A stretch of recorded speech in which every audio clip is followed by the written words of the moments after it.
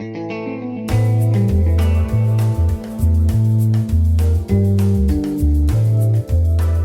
back, FOXY Games UK new and existing subscribers. It is Friday, October 23rd.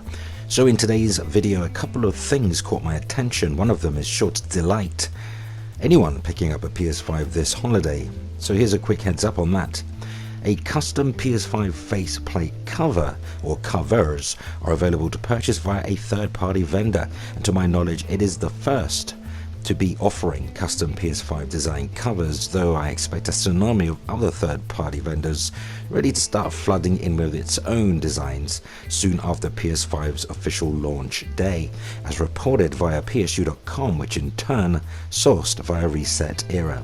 So those of you looking to splash out on a PS5 custom faceplate will be pleased to know that multiple colors are now available really to purchase via PlayStation5.com. I do not know how they got away with that website, which obviously means they've got their mitts on the dimensions for Sony's new console. The colors available so far is a limited edition version 1 matte black, which I'm pretty sure is going to be the most popular because, let's face it, most of our panels are black. Then there's a chromatic version, a cherry red, jungle camo and indigo blue, so a total of 5 then. Now I'd like to encourage you to visit the PSU.com website, so I have purposely not taken images of the PS5 design cover plates for this video. If you're interested in seeing what each looks like, please use the link provided in this video's description. Thank you.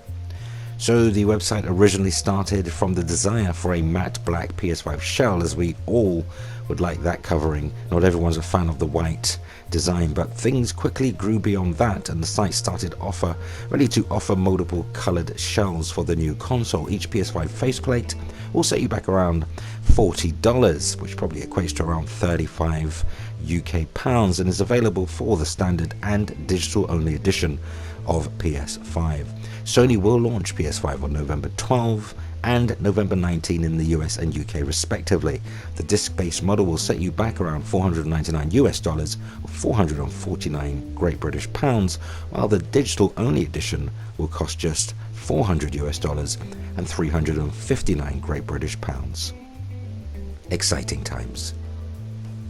So in today's main news then, yes, Alex Hutchinson, creative director at Google Stadia, Google's struggling online game streaming service, has seemingly created a mini social media storm with his somewhat controversial comments via Twitter and recently.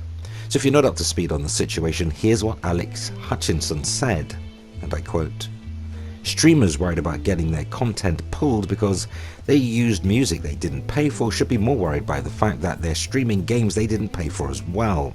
It's all gone as soon as publishers decide to enforce it." Ooh, so believe me, he stated a lot more than that, and we'll get into that as we move forward in the video, but he also went on a tirade in response to other Twitter users who challenged the comment. Well, in a, shall we agree, interesting turn of events, and shortly after Hutchinson's comments were made, media and tech giant Google has asserted the tweets regarding streamers paying royalties, and I quote, "do not reflect those of Stadia, YouTube, or Google." Well, okay then. So Google has stepped in, kind of leaving its Stadia creative director in total isolation. Sourced via gamesindustry.biz, here's the full story. So Google has distanced itself from a key individual in its Stadia games business following a backlash against his views on streamers expressed via Twitters, and as reported, Alex Hutchinson, creative director of Stadia Games and Entertainment's Montreal studio, formerly known as Typhoon Studios, commented on Twitch's recent clampdown on videos using copyrighted music, suggesting that streaming gameplay is a similar violation. Now here's a quote from Hutchinson's tweet that seemed to rile people up the wrong way the most, and I quote, "The real truth is, the streamers should be paying the developers and publishers of the games they stream. They should be buying a license like any real business and paying for the content they use." He had to go there, didn't he? Unsurprisingly, Hutchinson's tweets received a negative response from really various corners of the industry, some you'd be very surprised with, and a major backlash from streamers and gamers in general, and now even Google. Google has spoken out against him. Speaking to 9 to 5 Google, a spokesperson said, and I quote, "The recent tweets by Alex Hutchinson do not reflect those of Stadia, YouTube or Google." Meanwhile, Google's global head of gaming for YouTube, Ryan Wyatt, tweeted, "We believe that publishers and creators have a wonderful symbiotic relationship that has allowed a thriving ecosystem to be created, and one that has mutually benefited everyone. YouTube is focused on creating value for creators, publishers, and users. All ships rise when we work together." Interesting and very agreeable. Now, Hutchinson was previously a creative director at Ubisoft Montreal, where he worked on AAA titles like Far Cry 4 and Assassin's Creed 3. He left in 2017 to form Typhoon Studios, which released its debut game, a sci-fi shooter, Journey to the Savage Planet, earlier this year. Now, back in December, Google announced it had acquired Typhoon and made it part of Stadia Games and Entertainment. And that's where the report ends. Well, what do you know? Well, here's my take. I guess Alex Hutchinson does not recognize the invaluable publicity, awareness, and promotion streamers give to publishers marketing games.